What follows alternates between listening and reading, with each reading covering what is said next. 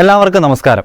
വണ്ടർകാടമത്തിൻ്റെ ഇന്നത്തെ അധ്യായത്തിലൂടെ പ്രേക്ഷകരിലേക്ക് ചില പുത്തൻ അറിവുകൾ തരിക എന്നുള്ളതാണ് നമ്മുടെ ഇന്നത്തെ ഈ ഒരു എപ്പിസോഡിൻ്റെ ലക്ഷ്യം.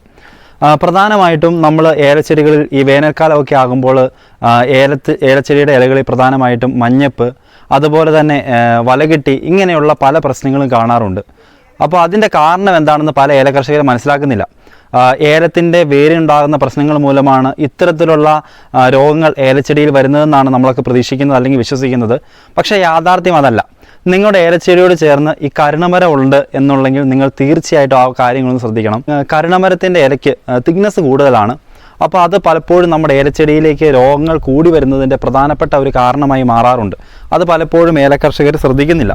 അപ്പോൾ ഇതിനുള്ള ഒരു പരിഹാരമാണ് ഈ ഒരു സൾഫർ പൗഡർ ഫോമിൽ ഏലത്തിലേക്ക് കൊടുക്കുക എന്നുള്ളത്. അത് വളരെ കൃത്യമായിട്ട് നമ്മുടെ ഏലത്തിന് ഈ നീരൂറ്റി കുടിക്കുന്ന തരത്തിലുള്ള പ്രശ്നങ്ങൾ, ജീവികൾ, ഈ മൈൽസ് പോലുള്ള കാര്യങ്ങൾ, അതൊക്കെ പെട്ടെന്ന് വളരെ കൃത്യമായിട്ട് ഇതിനെ കവർ ചെയ്യാനായിട്ട് സാധിക്കുമെന്നുള്ളതാണ്. ഇത് ഫംഗിസൈഡായിട്ടും ഇതിൽ ആക്ട് ചെയ്യുമെന്നുള്ളതാണ് ഇതിൻ്റെ ഏറ്റവും വലിയ പ്രത്യേകത. അപ്പോൾ ഇത്തരത്തിലുള്ള കാര്യങ്ങൾ പ്രത്യേകിച്ച് ഇത് കൊടുക്കുമ്പോൾ പച്ച കൂട്ടി നമ്മൾ ഏലച്ചെടിയുടെ ഈ ഒരു സൾഫർ കൊടുക്കണം. അപ്പോൾ കൃത്യമായിട്ടും ഈ രോഗങ്ങൾക്കുള്ള പ്രതിവിധിയാവും. അപ്പോൾ ഇതിനെപ്പറ്റിയുള്ള കൂടുതൽ കാര്യമാണ് ഇന്നത്തെ ഈ ഒരു എപ്പിസോഡ് പ്രേക്ഷകരിലേക്ക് എത്തിക്കാനായിട്ട് പോകുന്നത്.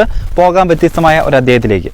പ്രിയ കർഷക സുഹൃത്തുക്കൾക്ക് ഒരു പ്രത്യേക അറിയിപ്പ് നൽകാൻ വേണ്ടിയാണ് ഇവിടെ നിൽക്കുന്നത്. ഇത് നമ്മുടെ കയ്യിലിരിക്കുന്ന ഒരു ലെൻസാണ്. ഈ മഴക്കാലം തീർന്ന് വേനൽക്കാലം തുടങ്ങുന്ന സമയം. അപ്പോൾ ചെടികൾക്കെല്ലാം പൊതുവെ കണ്ടുവരുന്ന ഇതാണ് ഈ വലകെട്ടി അല്ല മഞ്ഞപ്പ്. ചെടികൾക്ക് മുഴുവൻ നമ്മൾ ചെടികൾക്കെല്ലാം മഞ്ഞ നിറത്തിലേക്ക് വരും. അതിനുള്ള പ്രധാന കാരണം നമുക്കറിയാം, ഇപ്പം മൈറ്റ്സിൻ്റെ ആക്രമണമാണ്. അപ്പോൾ അതിന് നമ്മൾ എന്ത് ചെയ്യണം? ആദ്യമേ നമ്മൾ ഇങ്ങനെയുള്ള ഒരു സാധനം വാങ്ങിച്ചിട്ട് നമ്മൾ ഒരു ലെൻസ് വാങ്ങിക്കാറ് 300 രൂപ ഓൺലൈനിലാവുള്ളൂ. അത് എന്നിട്ട് വാങ്ങിച്ച് ഇത് ലെൻസിൻ്റെ സഹായത്തോടെ നമ്മൾ ചെക്ക് ചെയ്താൽ മാത്രമേ കാണാൻ പറ്റുള്ളൂ. അപ്പോൾ ചെടിയുടെ അടിവശത്ത് പോയി പിടിച്ച് നോക്കിയാൽ അറിയാം. അപ്പോൾ ഇതിങ്ങനെ ഈ പറ്റി പിടിച്ചിരിക്കുന്നത്. ഇതിന് നമ്മൾ ആദ്യമേ ചെയ്യേണ്ട ഒറ്റ കാര്യം, സൾഫർ വാങ്ങിച്ച് 200 ലിറ്ററിൽ 1/2 കിലോ കൂട്ടി ചെടികൾക്ക് മുഴുവൻ ഒന്ന് സ്പ്രേ ചെയ്ത് കൊടുക്കുക. അപ്പോൾ അതൊരു ഫംഗിസൈഡാണ്.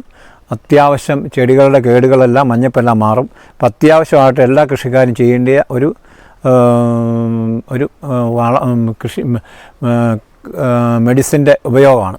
അത് പ്രധാനമായിട്ടും നമ്മൾ ഏറ്റവും കൂടുതൽ കണ്ടുവരുന്നത് നമ്മൾ ഈ കരണയുണ്ടല്ലോ, കരണയുടെ ചുവട്ടിൽ നിൽക്കുന്ന ഏലത്തിനാണ് ഏറ്റവും കൂടുതൽ ഈ മഞ്ഞപ്പുണ്ടാകാനുള്ള ഇത് കാണുന്നത്. അതുകൊണ്ട് അത് ഒന്ന് പ്രത്യേകം ശ്രദ്ധിക്കുക. എല്ലാവരും ഇതിൻ്റെ ഉപയോഗം എങ്ങനെയാണെന്ന് മനസ്സിലാക്കുക.